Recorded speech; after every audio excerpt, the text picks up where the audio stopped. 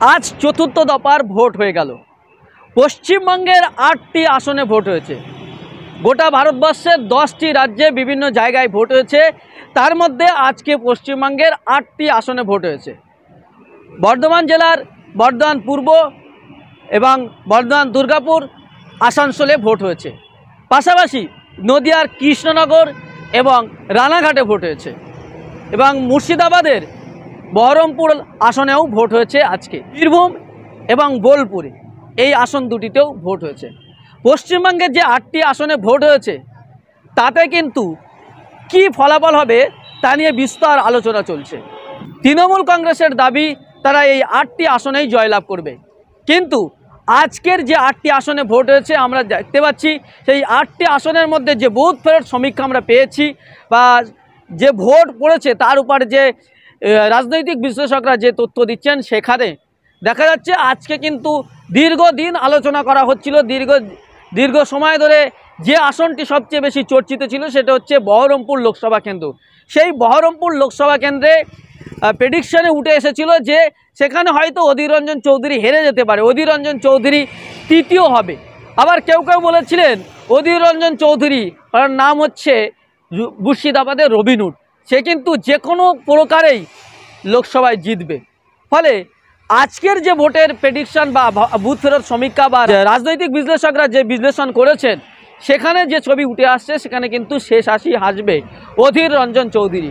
অর্থাৎ বহরমপুর লোকসভা কেন্দ্রে বলির পাঠা হয়েছেন ইউসুফ পাঠান। আর ইউসুফ পাঠানের কয়েকটা বিষয় সামনে এসেছে যেটা ভোটের দুদিন আগে থেকেই, সেটা হচ্ছে ইউসুফ পাঠান মোদির প্রশংসা করেছিলেন এবং ইউসুফ পাঠানের ভাই ইরফান পাঠান গুজরাটে বিজেপির হচ্ছে একেবারে ব্র্যান্ড অ্যাম্বাসাডার। ফলে সেই বিষয়গুলো কিন্তু প্রকাশ্যে এসেছে। ফলে বিজেপির ফলে তৃণমূল কংগ্রেসের কাছে ইউসুফ পাঠান কিন্তু বুমেরাং হয়েছে। ফলে সেই জায়গায় দাঁড়িয়ে অধীর রঞ্জন চৌধুরীর একটা পজিটিভ দিক রয়েছে, অধীর রঞ্জন চৌধুরী সেখানে জিতবে বলেই মনে করা হচ্ছে।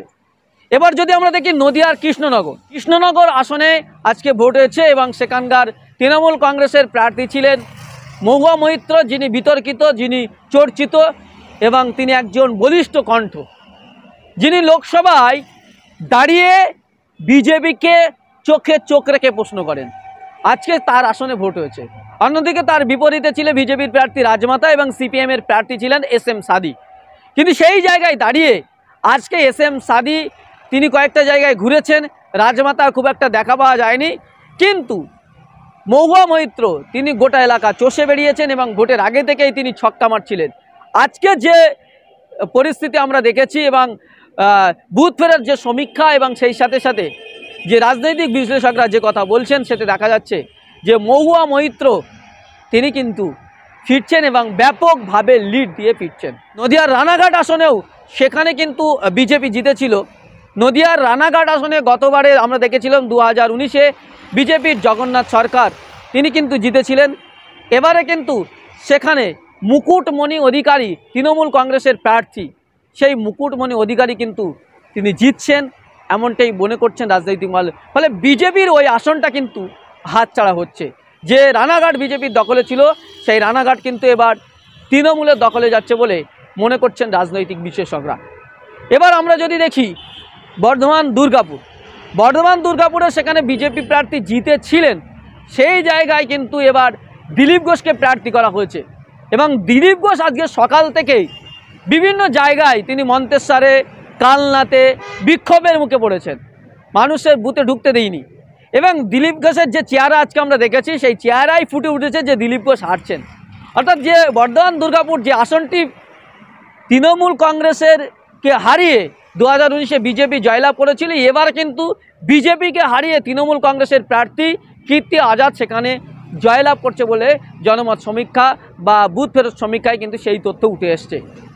এবার যদি আমরা দেখি বর্ধমান পূর্ব, সেখানে তৃণমূল কংগ্রেস এমনিতেই জিতেছিল, এবারেও তৃণমূল কংগ্রেস সেখানে লিড দেবে, কারণ সেখানকার সব আসনগুলিতে তৃণমূল কংগ্রেস বিধানসভায় জিতেছে এবং পঞ্চায়েতেও ভালো কাজ করেছে। ফলে পরিস্থিতিও যা হয়েছে সেখানে বিজেপির খুব একটা পজিটিভ দিক নেই। সেই বর্তমান পূর্ব আসনতেই কিন্তু আবার তৃণমূল কংগ্রেস জিতছে। এবার আমরা যদি দেখি বীরভূমে সেখানে বিজেপির যিনি প্রার্থী ছিলেন আইপিএস অফিসার দেবাশিস ধর, তিনি কিন্তু তার প্রার্থীপদ বাতিল হয়ে যায়। বিজেপি পরে একজন নির্দলকে তাদের প্রার্থী করে, খুব একটা প্রভাব ফেলতে পারেনি বিজেপি বীরভূমে। ফলে বীরভূমে শতাব্দী বনাম কংগ্রেসের প্রার্থীর সঙ্গে লড়াই হচ্ছে, কংগ্রেস বনাম তৃণমূল। সেখানে তৃণমূল কংগ্রেসের প্রার্থী শতাব্দী রায়, তার বিরুদ্ধে নানা অভিযোগ ছিল। আজকের ভোটের ফলাফল যা আমরা দেখতে পাচ্ছি বা জনমত সমীক্ষায় বা বুথ ফেরত সমীক্ষায় যে তথ্য উঠে এসেছে, সেখানে যেটা জানা যাচ্ছে যে সেখানে কিন্তু কংগ্রেস এবং তৃণমূলের একটা ব্যাপক ফাইট হবে। সেই জায়গায় এখনও পর্যন্ত ঠিক করা যাচ্ছে না সেখানে তৃণমূল কংগ্রেস জিতবে না কংগ্রেস জিতবে। সেখানে হয়তো এই আসনটি কংগ্রেস বেরিয়ে যেতে পারে কিংবা তৃণমূলও বেরিয়ে যেতে পারে, সেটা 4 জুন কিন্তু জানা যাবে। এখনও 50-50 লড়াই দিয়েছে কিন্তু দুই দল, এবং বিজেপি সেখানে খুব একটা কিছু করতে পারেনি। বীরভূমের আরেকটি আসন রয়েছে বোলপুর, সেই বোলপুর আসনেও কিন্তু তৃণমূল কংগ্রেস জিতছে। সে এমনিতেই 2019-এ বীরভূমে 2টি আসনেই জিতেছিল, বোলপুরে এবং বীরভূম। এবারও কিন্তু বোলপুরে তৃণমূল কংগ্রেস জিতছে। তৃণমূল কংগ্রেসের প্রার্থী অসিত মাল, তিনি কিন্তু আবারও জিতছেন, এটাই বুথ ফেরত সমীক্ষা আমরা পেয়েছি। এবার আমরা যদি দেখি আসানসোল, এই আসানসোল আসনটি 2019 লোকসভা নির্বাচনে বিজেপির প্রার্থী বাবুল সুপ্রিয় তিনি জয়লাভ করেছিলেন। কিন্তু বাবুল সুপ্রিয় তিনি তৃণমূল কংগ্রেসে যোগদান করে এবং তৃণমূল কংগ্রেসে যোগদান করার পর তিনি তৃণমূলের বিধায়ক হন এবং তৃণমূলের মন্ত্রী হয়েছেন রাজ্যের। ফলে সেই আসনটি আবার উপনির্বাচন হয়েছিল। সেই উপনির্বাচনে আসানসোলে কিন্তু তৃণমূল কংগ্রেস জিতেছিল।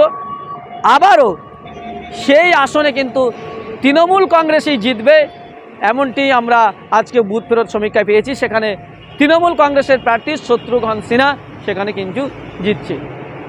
ফলে এখানেও কিন্তু তৃণমূল কংগ্রেসের জয়, বিজেপির হার।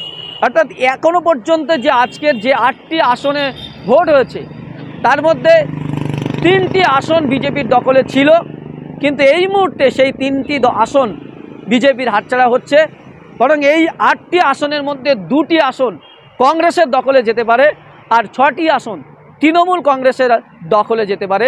এমনটি আমরা আজকে বুথ ফেরত সমীক্ষা এবং রাজনৈতিক বিশ্লেষকদের মতামত এবং যারা স্থানীয় রিপোর্টার যারা ছিল তাদের কাছ থেকে যে তথ্য আমরা পেয়েছি এবং যে ভোট পড়েছে সেই ভোট অনুযায়ী যে তথ্য পেয়েছি, সেখান থেকে বলা যেতে পারে আজকের যে 8টি আসনে ভোট হয়েছে পশ্চিমবঙ্গে, সেই 8টি আসনের মধ্যে 6টি আসনে জয়লাভ করতে চলেছে তৃণমূল কংগ্রেস, 2টি আসনে কংগ্রেস, বিজেপি শূন্য হতে চলেছে আজকের এই 8টি আসনের মধ্যে।